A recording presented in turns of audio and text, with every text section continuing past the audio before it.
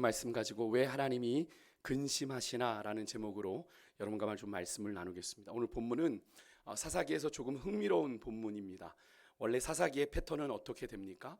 우리가 사사기를 읽다 보면 이스라엘이 하나님을 배반하고 반역하고 떠나면 하나님이 이방 민족, 주변의 이방 민족들을 통해서 그렇게 범죄한 이스라엘을 심판하시고, 그로 인해 이제 이스라엘이 하나님 앞에 회개하고 부르짖어 돌아오면 하나님이 사사를 세워서 구원자를 세워서 그들을 다시 구원하시는 패턴이 이 사사기에는 계속 반복이 되죠. 오늘 본문에서는 우리가 기존에 알고 있던 그런 하나님의 모습과는 전혀 다른 모습의 하나님을 만나게 되는데요. 먼저 우리가 함께 읽지는 않았지만 오늘 우리가 읽었던 본문 앞에 6절에 보면 이스라엘이 다시 여호와의 목전에 악을 행하였다라고 기록합니다. 그리고 바알과 아스다롯과 아람의 신들과 시돈의 신들과 모압의 신들과 암몬 자손의 신들과 블레셋 사람들의 신들을 섬기고 여호와를 버리고 섬기지 않았다라고 기록하는 것으로 오늘의 이야기가 시작되어지는데, 오늘 우리가 읽었던 본문은 사사 입다가 이제 세워지게 되는 역사적인 배경입니다. 우리는 여기서 좀 중요한 이스라엘에 대한 중요한 두 가지 사실을 좀 우리가 깨닫게 되는데, 첫 번째는 이스라엘이 다시 여호와의 목전에 악을 행했다라는 표현에서 이 다시라고 하는 이 표현이 그저 이스라엘이 단순하게 죄를 반복했다라는 의미를 넘어서서요, 이제 죄를 범하는 것이 이스라엘에게 무엇이 되었냐면 습관이 되어버렸습니다. 죄 짓는 것이 그들에게 습관이 되어버렸다라는 것을 보여주는 표현입니다. 참으로 안타까운 장면이죠. 하나님의 언약 백성으로 하나님을 온전히 사랑하고 섬기는, 하나님 앞에 온전히 순종하는 거룩한 습관이었으면 좋으련만 그렇지 않았던 거죠. 요즘 우리가 새벽에 묵상하고 있는 신명기서에 보면 모세가 계속 조금은 좀 지나치다 싶을 정도로 같은 이야기를 계속 반복을 합니다. 그죠? 하나님을 사랑하고 또 하나님을 섬기고 하나님을 의지하고 하나님께 순종하면 이스라엘에게 복을 준다, 하나님께서 이스라엘에게 이런 은혜를 주신다라고 하는 것을 계속 모세가 이야기를 하죠. 그래서 제가 새벽에도 말씀드렸지만 그런 모세의 당부가 너무 좀 지나치다 싶기도 하면서도 그런 모세의 당부가 결코 지나치지 않다라는 사실을 우리가 오래지 않아 이 사사기를 통해서 우리가 확인하게 되는 거죠. 그렇게 이 모세가 이스라엘 백성들, 출애굽한 이스라엘 백성들, 약속의 땅을 목전에 둔 그 이스라엘 백성들에게 계속 그렇게 설교를 하고 그랬잖아요. 마지막 고별 설교를 통해서 너희가 하나님의 말씀에 순종하면, 하나님을 그렇게 사랑하고 잘 섬기면 하나님이 약속의 땅에서 너희들에게 은혜를 베푸실 거야, 복을 주실 거야, 오늘은 너희들이 복이 될지라 라는 말씀까지도 하지 않았습니까? 그런데 그렇게 당부했음에도 불구하고 그들이 사사기 시대에 넘어와서 어떤 존재가 되어버리고 맙니까? 사사기 17장 6절에 언급하고 있는 것처럼 그때에는 이스라엘에 왕이 없었으므로 사람마다 자기 소견에 옳은 대로 행하였더라. 이 말씀을 늘 제가 나누면서 말씀드리지만 이스라엘에 정말 왕이 없었습니까? 아니죠. 이스라엘에 왕이 없지 않았습니다. 보이지 않는 왕이 없었을 뿐 그들은 하나님이 다스림을 받는 신정정치의 국가였습니다. 하나님이 직접 세우신 사도들을 통해, 선지자들을 통해 그들에게 말씀하셔서 그들을 직접 다스리셨죠. 그런데 그들은 그냥 자기 소견에 옳은 대로 했습니다. 자기 소견에 옳은 대로 행했다는 얘기 뭡니까? 그들의 삶의 기준이 하나님의 말씀이 아니라 누구라는 거예요?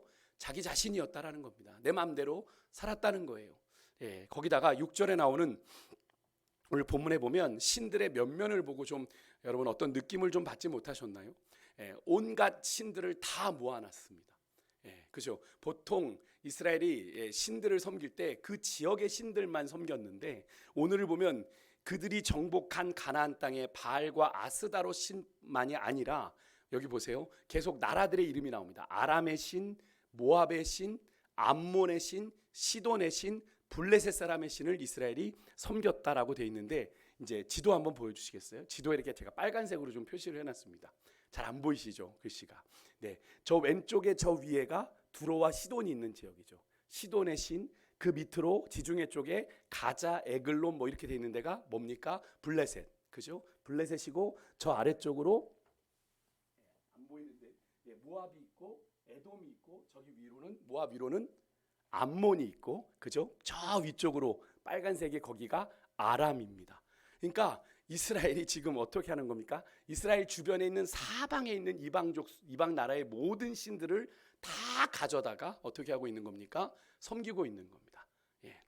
이스라엘은 분명히 하나님만을 섬겨야 되는 민족인데 이스라엘이 주변에 있는 나라들, 근데 여러분 잘 보시면 여기에 언급된 신들은 다 모두 이스라엘을 공격하고 이스라엘을 압제했던 나라들이라는 겁니다.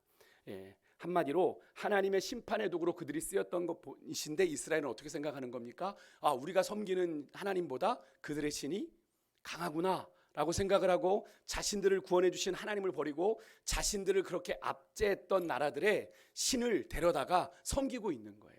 다다익선, 많으면 좋으니까 아무 신이나 다 갖다 섬기는 겁니다. 이 말은 결국 무엇을 의미합니까? 이스라엘이 그들을 언약 백성 삼으신 하나님을 온전히 믿지 못했다라는 것을 의미하는 거죠. 그래서 그들의 눈에 인간적으로 볼 때 조금 더 강해 보이는 신을 그냥 닥치는 대로 가져와서 섬겼던 겁니다. 사실 이런 이스라엘 백성들의 모습이 너무나 당연해 보이기도 하는 것은 세상에는 참 신이 없으니까. 사실 지금 뭐 아람의 신이든 모압의 신이든 암몬의 신이든 다 가짜죠. 그래서 블레셋 신의 다곤이 거기에 언약궤가 갔을 때 다곤 신전에서 다곤 신이 어떻게 됐습니까? 머리가 잘리고 다 무너지게 됐던 이유가 그런 이유 아닙니까? 그것이 뭡니까? 이 세상의 신은 거짓인 거예요. 가짜입니다. 하나님만이 참 신이기 때문에 세상의 어떤 신으로도 이스라엘 백성들이 만족할 수가 없었던 것 당연한 거겠죠. 그러니까 이 신도 가져오고 저 나라에서도 신도 가져오고 이 나라에서 신도 가져오는 겁니다. 일본이 그런 것처럼요. 사마리아 수가성 여인이 이 남편 저 남편 찾아 자신의 인생의 의미를 찾았던 것처럼 이스라엘은 그들의 참 신랑 대신 하나님 버리고 어떻게 해요? 이런 우상 저런 우상을 찾아 섬겼던 겁니다. 한편으로는 이런 이스라엘의 모습이 결국엔 그들의 죄악이 어디에요? 지금 최고조에 달해가고 있다라는 것을 보여주고 있는 거죠. 결국 이스라엘의 이런 배은망덕한 행동은 하나님의 진노를 일으키기에 충분한 지금 조건이 되어버렸습니다. 충분 조건이 되어버렸어요. 하나님이 언제 이들을 심판하셔도 전혀 이상하지 않은 상황까지 이르게 되었다라는 것을 우리가 볼 수 있는 그런 장면입니다. 결국 7절에 보니까 하나님께서 그런 이스라엘을 블레셋 사람과 아람 사람의 손에 파셨다 그래요. 그리고 그들로 18년 동안 이스라엘을 억압하게 하셨다. 블레셋과 아람, 저 바다 쪽 그리고 위쪽에 있는 아람 사람에게 이 이스라엘을 팔아 18년 동안 이스라엘을 억압하게 하셨다. 9절에서는 옆에 남쪽에 있는 암몬 자손까지 이 동남쪽에 있는 암몬 자손까지 요단강을 건너와서 이스라엘 중에 있는 유다, 베냐민 이 이스라엘의 중심부 아닙니까? 예루살렘 있는 지역에 있는 유다, 베냐민, 에브라임 족속을 공격하고 약탈하게 하심으로 이스라엘의 곤고가 많았다. 곤고함이 심했다라고 이야기를 합니다. 이만저만이 아니었어요. 그런 가운데 10절에 보니까 이스라엘이 다시 여호와 하나님 앞에 부르짖습니다. 여기에 부르짖다는 단어가 공경에 빠진 사람이 구원을 요청할 때 살려주세요 라고 외치는 그런 부르짖을 때 쓰는 단어입니다. 이스라엘이 이렇게 하나님 앞에 이 단어로 부르짖으면 하나님은 언제나 응답하셨어요. 그래 구원해 줄게. 그래서 이스라엘은 18년이라는 긴 고난의 시간을 지나면서 이 신 저 신 다 찾아 도움을 청해도 해결이 안 되니까 그제서야 누구에게 찾아와 부르짖는 겁니까? 하나님께 찾아와 부르짖고 있는 거예요. 흥미로운 건 이스라엘이 이전의 사사 이야기와는 좀 다르게 하나님께 구원을 요청하면서 자신들의 죄를 회개하고 있다는 사실입니다. 우리가 하나님 앞에 범죄하였나이다. 10절에 보니까 내가 바알을 섬김으로 주께 범죄하였나이다를 고백해요. 아마도 이스라엘이 스스로 자신들을 되돌아보는 시간을 갖지 않았나. 18년 동안 이 신도 섬기고 저 신도 섬기며 이 블레셋의 손에서 아람의 손에서 우리를 구원할까 하는 그런 생각에 그래 봤는데 아무것도 안 되는 거죠. 현재 자신들이 얼마나 하나님을 떠나서 다른 신들을 섬기는데 혈안이 되어 있었는지를 현실을 자각한 겁니다. 그러다 보니까 지금 이 고난이 그냥 우리에게 주어진 것이 아니라 뭐다? 하나님이 내리신 벌이구나 라는 걸 깨닫고 이 벌은 하나님만이 해결하실 수 있다는 결론에 도달한 겁니다. 이전에 그들의 역사를 통해서 하나님께 부르짖을 때만 그 고난이 끝났다라는 사실을 그들이 이제 떠올리게 된 거예요. 이스라엘은 자신들이 하나님을 버리고 바알들을 섬기는 죄를 하나님 앞에 저질렀습니다라고 고백하며 회개한 것인데, 그런데 이런 이스라엘의 고백은 과거 그들의 조상들이 그랬던 것처럼 철저하게 자신들의 당장의 필요에 따른 자기 중심적인 고백입니다. 진심에서 우러난 고백이 아닌 거예요. 지금 당장에 이 고통스러운 이 억압받는 이 현실을 모면해 보고자 하나님을 이용하는 그런 수단으로 삼고 있는 거예요. 뒤에 이어지는 11절에 하나님의 말씀이 우리의 그런 예상을, 우리의 생각에 힘을 실어주는데요. 일반적인 사사기의 패턴으로 이스라엘이 이렇게 부르짖으면 하나님이 어떻게 하셔야 되는 겁니까? 하나님이 구원자를 세우셔서 응답을 하셔야 되는데, 앞에 기드온의 경우는 6장에 보면 바로 구원자가 세워지지 않고 한 무명의 선지자가 와서 왜 이스라엘이 지금 이런 고난에 처하게 되었는지를 설명하고 나서 기드온이라는 사사가 세워지거든요. 그건 어디까지나 기드온이 뭐 사사기에서도 6장 13절에서 이야기하지만 이스라엘이 자신들이 고난받는 이유를 몰랐어요. 그 정도로 영적으로 무지하고 영적으로 그렇게 그런 상태였다라는 거죠. 그러니까 고난받는 이유를 모르니까 기드온이 하나님께 묻잖아요. 그런 말씀이 나오거든요. 그래서 하나님께서 선지자를 통해서 왜 이스라엘이 지금 이 미디안에게 공격을 받아 고난을 받는지를 깨닫게 하신 거예요. 하지만 이번에 이 입다의 경우는 좀 다른데요. 사사가 등장하기 전에 선지자가 아니라 누가 직접 등장을 하시냐면 하나님이 직접 등장을 하세요. 그만큼 여러분 상황이 어떻다는 겁니까? 이스라엘의 상황이 이전보다 더 심각하고 악화되었고 하나님을 향한 배신의 정도도 더 심해졌다라는 것을 우리가 알 수 있는 거죠.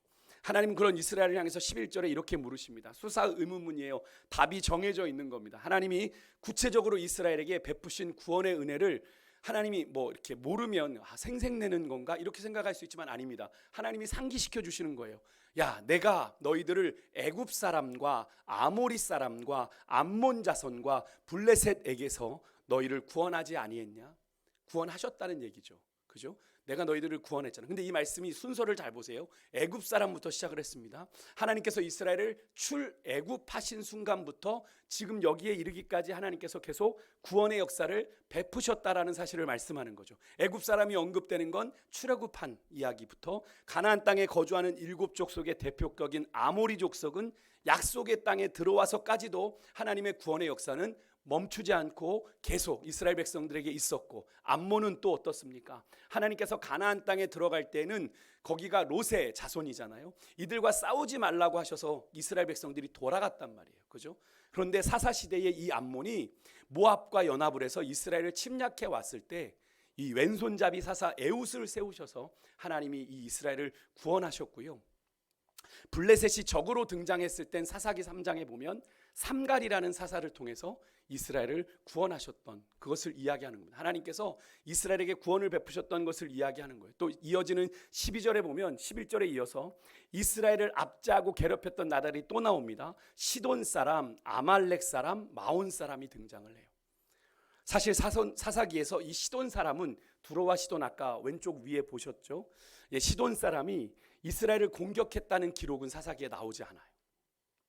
그런데 왜 이 시돈 사람이 이 사사기에 언급이 됐을까요? 각 지파에게 분배된 가나안 땅에서 이 시돈 땅은 아셀 지파에게 분배된 땅이었습니다. 그런데 이 아셀 지파가 이 시돈 사람들을 쫓아내지 못했어요. 그래서 같이 거하게 됐고 사사 시대에도 여전히 정복하지 못한 지역으로 남아 있었습니다. 그럼에도 여기에 구체적인 그들이 언급이 됐다는 건 사사기에는 기록되지 않았지만 이 시돈 사람들과 이스라엘 간에 보이지 않는, 기록되지 않았던 충돌이 있었다라고 하는 것을 우리가 짐작해 볼 수 있는 거죠. 사실 이런 불순종의 잔재, 하나님께서는 다 내쫓아라, 그죠? 그 땅에 거주하는 백성들을 다 내쫓으라고 명했는데 아셀 지파가 불순종해서 그들을 쫓아내지 못한 거죠. 그런 불순종의 잔재가 나중에 어떻게 돌아오냐면, 여러분, 아합이 그의 부인을 누구로 얻게 되죠? 악녀 이세벨을 얻게 되는데, 이세벨이 바로 이 시돈의 공주예요. 시돈의 공주입니다. 그러니까 그렇게 결혼함으로 바알 신앙이 이스라엘을 어떻게 해요? 완전히 무너뜨리게 되는 걸 우리가 보게 되지 않습니까?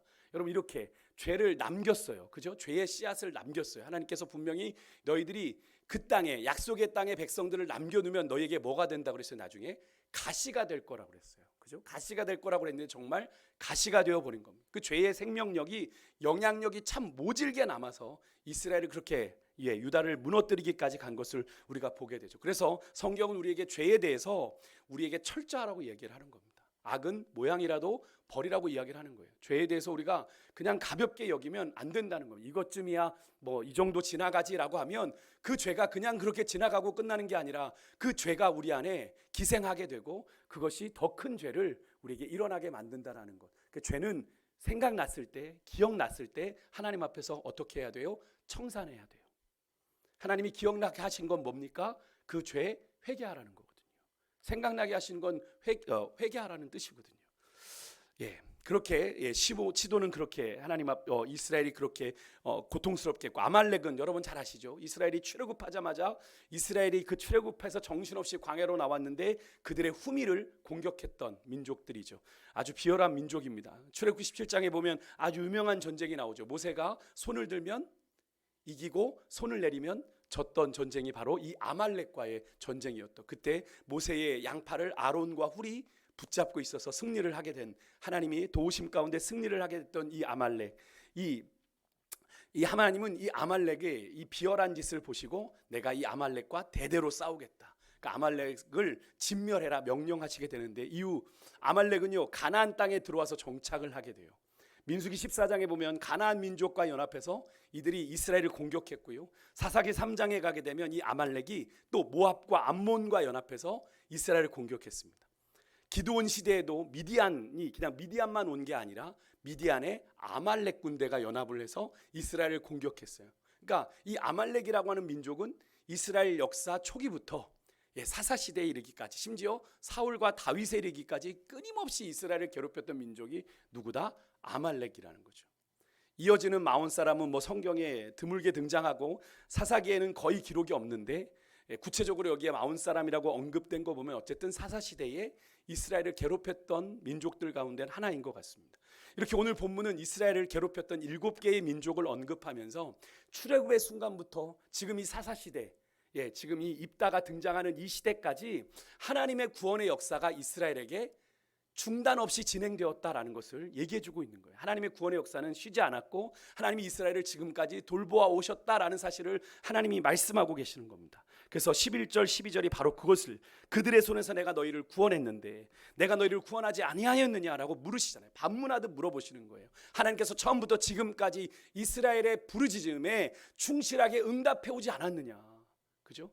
너무나도 분명하게 확인할 수 있는데, 그렇게 당신이 맺은 언약에 하나님은 너무나도 충실했어요. 그죠? 왜요? 이스라엘은 하나님의 언약을 수시로 버리고 다른 신들 섬겼는데, 하나님은 그렇게 배반하고 배신하는 이스라엘과 맺은 언약을 끝까지 지키셨죠. 어떤 언약입니까? 하나님은 이스라엘의 하나님이 되고 이스라엘은 하나님의 백성이 되는 것. 이 말은 이스라엘은 누구만을 섬겨야 됩니까? 하나님만을 섬겨야 되는 민족인데, 이스라엘은 이런 하나님의 언약을 매번 버리고 누구를 찾아갔어요? 다른 신들을 섬겼던 거죠. 그러니까 이런 이스라엘의 모습에 하나님이 너무 깊은 배신감을 갖게 되고 실망감을 느끼게 된 겁니다. 그래서 오늘 13절에 지금껏 들어보지 못했던 하나님의 말씀을 듣게 돼요. 하나님이 다시는 이스라엘을 구원하지 않으시겠다라고 하는 정말 청천벽력 같은 선언을 하십니다. 13절을 다시 한번 읽어볼게요. 시작. 너희가 나를 버리고 다른 신들을 섬기니 그러므로 내가 다시는 너희를 구원하지 아니하리라. 정말 무서운 말씀입니다. 하나님께서 아주 강력한 의지로 이야기를, 내가 다시는 너희를 구원하지 않으리라. 여기 히브리어로 로라고 하는 부정어가 낫이 들어가면서 내가 너희를 구원하지 않을 거다라고 아주 강력하게 선언하시는데, 사실 지금까지 이스라엘의 역사에 중에 징계만 있고 구원이 없었던 경우는 없었거든요.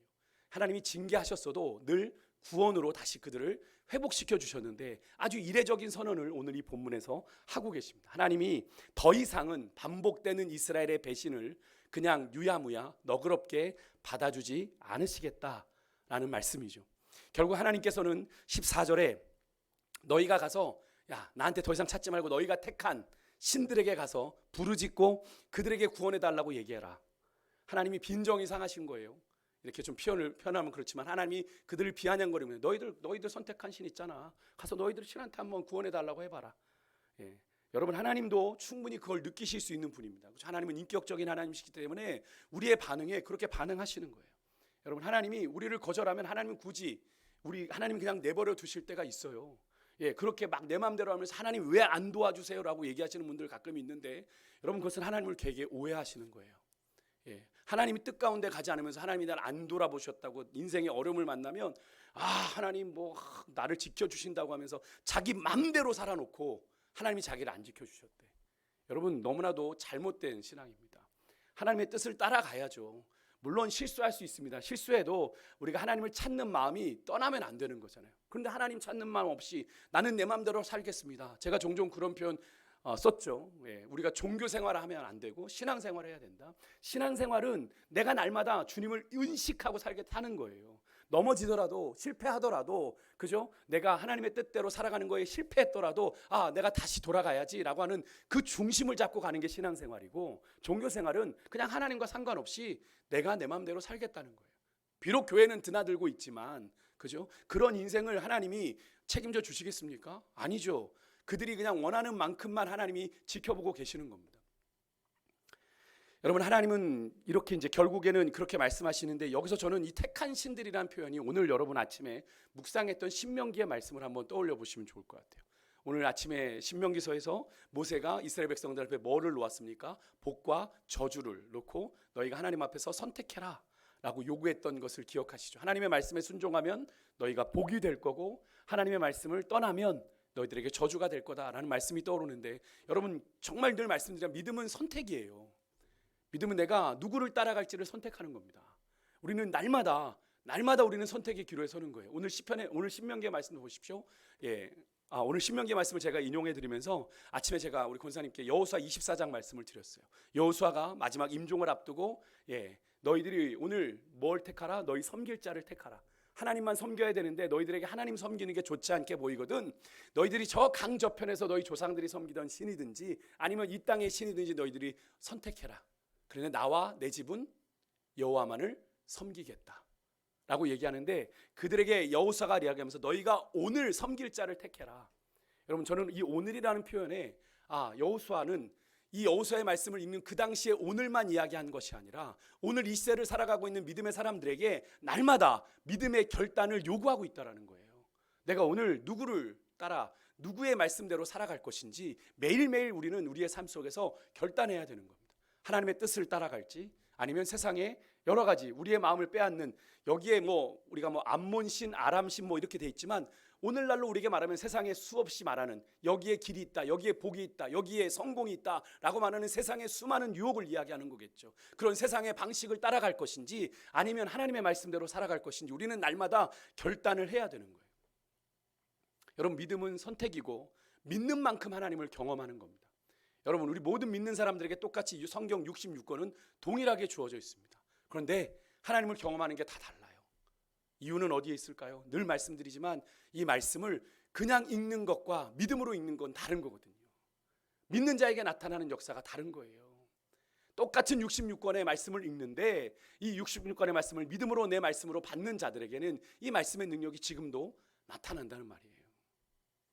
여러분, 믿는 만큼 하나님을 경험하고 믿는 만큼 하나님이 주시는 복을 경험하게 된다라는 사실을 여러분 꼭 잊지 않으셨으면 좋겠습니다. 의외로 생각보다 믿음은 단순해요. 우리가 거기에 나아가지 못하기 때문에 그래요. 하나님 앞에 순종하는 것, 온전히 순종하여 내어 나가지 못하기 때문에 우리가 그렇게 되는 거예요. 결국 하나님께서는요, 이스라엘을 더 이상 구원하시지 않겠다고 너무나도 단호하게 말씀하시며 그들에게 택한 신으로 가라 말씀하시는 건 하나님이 되게 이스라엘에 대해서 배신감, 되게 분노가 가득 차 있는 그런 말씀이죠. 하나님은 이스라엘이 18년 동안 하나님의 징계로 고난을 겪으면서도 깨닫지 못했던 것에서도 화가 나셨어요. 바로 돌아왔어야 되는데, 그죠? 그 자신들이 택한 다양한 신들에게 부르짖고 구원을 찾다가 안 되니까, 그죠? 어떻게 된 거예요? 돌아온 거잖아요, 하나님 앞에. 여러분, 영적으로 무뎌지고 완고해지면 하나님 찾지 않고 다른 데서 찾는 거예요. 방법을 다른 데서 찾는 거예요. 여러분, 18년 결코 짧은 시간이 아니죠. 하지만 이스라엘 백성들은 그 즉시로 깨닫지 못하다가 다른 신들에게 아무리 부르짖고 요청해도 효과가 없으니까 그제서야 하나님께 구원을 요청해 온 거예요. 비유로 하자면 젊고 힘 있을 때 다른 곳에서 바람 피우고 지멋대로 살다가 늙고 병들고 힘이 없어지니까 조강지처 찾아와서 도와달라고 하는 모습과 같은 거예요. 그래서 하나님도 그런 이스라엘의 모습에 하도 어이가 없으니까 너희들 택한 신 찾아가 라고 하나님이 분노하신 겁니다. 어쨌든 이런 하나님의 반응을 볼 때 하나님이 이 앞에 10절에 이 이스라엘 백성들이 첫 번째로 고백하고 있는 우리가 하나님 앞에 범죄했습니다라고 하는 이 고백을 진정한 회개로 받으신 거예요, 안 받으신 거예요? 받지 않으신 겁니다. 그죠? 위기가 닥치고 그 위기가 도무지 해결될 기미가 보이지 않으니까 이 이스라엘 백성들은 다시 하나님을 이용해서 이 상황을 모면해 보려고 하는 그런 기회주의적인 모습을 보인 거다라고 하나님은 받으신 거죠. 그런 하나님의 판단은 옳을 겁니다. 왜냐하면 하나님은 그들의 마음을 살피시니까. 그죠? 이런 모습이 비단 이스라엘만의 모습은 아닐 거란 생각이 들어요. 여러분 평소에 우리가 하나님 믿고 살다가 우리가 위기가 닥치면 우리도 그러잖아요. 인맥 찾고 권력 찾고 돈 찾고 그렇게 그런 것들 자신이 의지하던 수단들을 사용하고 그러다 결국 이도저도 안 되면 어떻게 해요? 천부의 의지 없어서 손 들고 옵니다. 주님 앞에 오는 거죠. 하나님을 찾고 회개하며 도움을 요청하는 우리의 모습과 이스라엘이 그렇게 다르지 않아요. 제가 사사기를 나눌 때마다 드리는 말씀인데 우리가 사사기를 묵상하며 우리가 사사기 시대에 살았으면 이러지 않았을 텐데 라고 그들을 향해 혀를 차며 비난하지만 어떻게 이렇게 죄악의 서클을 반복할 수 있을까라고 얘기하지만 여러분 오히려 사사기가 이스라엘의 모습을 통해서 우리의 불성실하고 우리의 기회주의적인 신앙의 모습을 고발하고 있지 않나라는 생각을 이번에 말씀을 준비하면서 좀 가지게 되었어요. 그동안에는 전혀 경험해보지 못했던 그런 하나님의 비난, 하나님의 거절의 이 두려움을 느낀 이 이스라엘이 앞선 10절의 죄의 고백과는 다른 아주 매우 간절하고 겸손한 자세로 하나님의 구원을 다시 요청하는 말씀이 15절입니다. 우리 15절 말씀 한번 같이 한번 읽어보겠습니다. 같이 읽습니다. 시작. 이스라엘 자손이 여호와께 여쭈되 우리가 범죄하였사오니 주께서 보시기에 좋은 대로 우리에게 행하시려니와 오직 주께 구하옵나니 오늘 우리를 건져내옵소서 하고. 사실 이스라엘은 자신들이 부르짖으면 항상 하나님이 응답하셨어요. 구원을 베풀어 주셨기 때문에 이번에도 당연히 구원해 주실 것이라고 믿었을 겁니다. 이 정도 하면 하나님이 적당하게 퉁치고 용서해 주시겠지. 거기다가 서두에도 언급했지만 다른 시대와는 다르게 자신들의 죄까지 알아서 하나님 내가 범죄했습니다라고 고백했으니까 더더욱 하나님이 자신들의 부르짖음에 응답해 주겠지 기대했지만 그런 이스라엘의 예상과 기대를 깨고 하나님은 이스라엘의 구원의 요청을 거절하셨어요. 난 더 이상 너희들의 그런 노림수에 내가 당하지 않을 거야. 하나님은 사실 알면서도 당해주신 거지만 하나님은 더 이상은 그렇게 하지 않으시겠다니 이런 하나님의 유례 없는 반응에 이스라엘은 두려움을 느낀 겁니다. 그래서 첫 번째 죄의 고백과는 다른 태도로 하나님 앞에 나아갔는데 두 번째 고백에선 죄의 고백과 더불어 이런 고백을 하죠. 하나님 자신들을 하나님 눈에 보시기에 좋은 대로 알아서 하십시오. 그죠? 오늘 우리에게 당신 보시기에 좋은 대로 행하십시오라고 얘기를 합니다. 어떤 처분을 내리셔도 우리가 달게 받겠습니다 라는 그런 하나님 앞에 바짝 엎드린 태도로 나아가는 거죠. 첫 번째 이스라엘의 고백이 이전의 습관처럼 그냥 죄를 적당히 고백하면 하나님이 용서하고 구원해 주실 거라고 생각한 기회주의적인 그런 적당한 회개였다면 이번에 이 두 번째 회개는 이스라엘이 하나님 앞에 정말 바짝 엎드린 그런 낮아짐과 간절함이 묻어나는 그런 고백이에요. 이 구절을 히브리어로 그대로 직역하면 이렇습니다. 참으로 제발 오늘 당장 우리를 건져 주소서. 이스라엘이 얼마나 다급하게 하나님을 찾고 구하고 있는지 느껴지십니까? 참으로 제발 오늘 당장 우리를 건져 주십시오. 하나님 앞에 너무나도 간절하게 아주 다급한 그렇죠? 간절함이 묻어나는 고백이지 않습니까? 근데 이스라엘이 말로만 이렇게 하나님 앞에 돌아온 게 아니에요. 16절을 보시면 그들이요 하나님이 시키지도 않았는데 그들 가운데 있는 이방 신들을 제거합니다. 16절 한번 같이 읽겠습니다. 시작. 자기 가운데에서 이방 신들을 제하여 버리고 여호와를 섬김에 여호와께서 이스라엘의 곤고로 말미암아 마음에 근심하시니라. 아멘. 이스라엘은 하나님이 그들을 향한 구원을 거절하시니까 자신들이 하나님을 이용하는 것이 아니라 진심으로 살아계신 하나님을 인정하고 하나님의 도움을 구한다는 것을 증명하기 위해서 스스로 그들 안에 있는 뭘 제거한 거예요? 우상을 제거한 겁니다. 하나님을 대신했던 것들 다 버립니다. 하나님밖에 없습니다. 이렇게 이스라엘 백성들이 진심으로 그들 안에 있는 우상을 제거하고 여호와 하나님만을 섬기는 참된 회개의 모습을 보이니까 하나님이 갈등하기 시작하세요. 그래서 16절 하반절을 히브리 원문으로 보면 이스라엘의 이런 고통으로 인해 그의 마음이 참을 수가 없었다. 하나님의 마음이 그냥 두고 보고 견디실 수가 없었다. 즉 하나님이 이스라엘의 고통을 더 이상 두고 볼 수 없는 마음이 되었다라는 거예요. 하나님은 참 미련하게 우리를 사랑하시는 것 같아요. 하나님이 고민하는 건 우리를 너무 사랑하셔서 그런 고민을 하시는 거예요. 이런 하나님의 모습은요 앞에 13절에서 다시는 내가 이스라엘을 구원하지 않겠다라고 선언하셨던 단호함과는 너무나 대조적인 모습이죠. 여러분 이렇게 갈등하시는 하나님의 모습 여러분 우리에게 익숙한 모습 아닙니다. 그죠?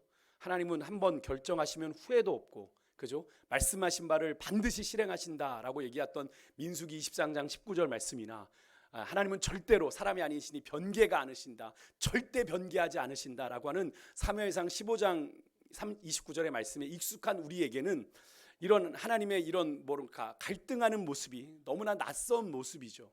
근데 여러분, 이런 하나님의 모습을 우리가 어떻게 이해해야 될까요? 사실 오늘 본문에 하나님의 지적이나 질책 없이 이스라엘이 이렇게 우상을 제거하고 회개하고 돌아온 건 사실 처음이에요. 처음이에요. 하나님이 이렇게 심판하시면 깨닫고 돌아왔지 이렇게 알아서 돌아온 건 처음입니다. 그러하기 때문에 기대도 하지 않았던 이스라엘이 정말 간절하고 진심 어린 회개로 나오니까 하나님의 마음이 복잡해진 거예요. 이스라엘의 고통을 의도적으로 외면하고 계셨잖아요. 그죠? 너희들 어디 너희들 한번 고생 좀 해봐. 이렇게 외면하시던 하나님을 향한 이스라엘의 간절한 기도와 회개에 또다시 이 하나님 안에서 본질적으로 가지고 계시고 있는 사랑의 하나님이 가지고 있는 자기의 백성, 자기의 자녀된 이 이스라엘을 사랑하는 그 불쌍히 여기는 마음이 다시 스멀스멀 올라오기 시작한 겁니다. 단순한 고민 정도가 아니라 참을 수 없는 고통으로 다가왔다. 원문은 그렇게 돼 있어요. 참을 수 없는 고통으로 다가왔다. 사실 성경에서 이렇게 갈등하시는 하나님의 모습은 많이 등장하지 않죠. 낯설어요. 근데 분명한 것은요, 하나님이 이스라엘을 징계하시는 그 심판의 행위 이면에는 늘 이런 마음이 있었다는 거예요. 잘 드러나지는 않았지만 하나님의 진심이요. 이들을 징계하고 싶지는 않은데 너무 깨닫지 못하니까 하나님이 울면서 그들을 여러분 종아리를 치는 부모들이 자녀를 때릴 때 정말 때리고 싶지 않은데 깨닫게 해야 되니까 울면서 자식의 종아리를 때리는 부모처럼 말이죠. 이런 거죠. 배신해서 밉고 다시는 도와주고 싶지 않지만 고통에 몸부림치고 도움을 요청하는 자녀를 외면하지 못하는 부모의 모습 같은 그런 하나님의 모습을 우리가 오늘 이 본문에서 여러분들이 보실 수 있었으면 좋겠습니다. 지금 도와주면 또다시 하나님을 배반할 것을 알기에 충분히 좀 벌을 받게 해야 하고 도움을 주지 않아야 되는 게 맞지만 그 고통의 긴 시간을 지내는 동안 이 백성의 고통과 이 부르짖음을 보며 하나님이 도움을 주지 않는 것 또한 하나님에게 너무나도 고통스러운 일이었다는 거예요. 이런 하나님의 모습은 자녀를 너무나 사랑하는 부모의 모습과 유사하죠. 결론적으로 하나님은 모든 일에 대해 한번 정하신 것을 천지가 변해도 바꾸시거나 변하는 분이 아니시고 자기 백성에 대한 사랑과 언약에 대해서 신실함 또 세상의 질서를 지키고 유지해 가시는 데에서는 변함이 없는 분이긴 하지만 여러분 진심으로 회개하고 돌아와서 하나님 앞에 울고 있는 자녀에게는 그 마음이 항상 변하신다라는 거예요. 다시 배신할 걸 아시면서도 우는 자녀들 때문에 하나님은 그 마음이 고통스러워하시고 다시 그들에게 구원을 베푸시는 분이 바로 우리 하나님 아버지라는 사실입니다. 그래서 우리는 하나님을 어떤 하나님으로 고백해요? 사랑의 하나님으로 고백을 하는 거죠. 그래서 오늘 본문에서도 이스라엘의 곤고로 말미암아 하나님이 마음에 근심하셨다. 여러분 이게 이스라엘 백성들에 대한 만 하나님의 마음일까요? 오늘 여러분과 저로 인해 마음에 근심하시는 분이 바로 우리 하나님이신 줄 믿습니다. 그분은 지금도 집을 떠난 당신의 택한 자녀들을 위해 말할 수 없는 탄식으로 기도하며 오매물만 기다리시는 사랑의 하나님이시잖아요.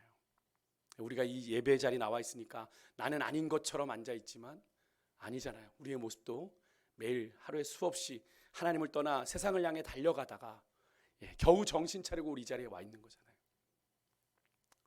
여러분 우리가 이 자리에 있는 거 바로 하나님의 그런 근심 속에 우리를 향한 하나님이 손 내밀어 주심이 있어 우리가 이 자리에 있게 된 줄 믿습니다.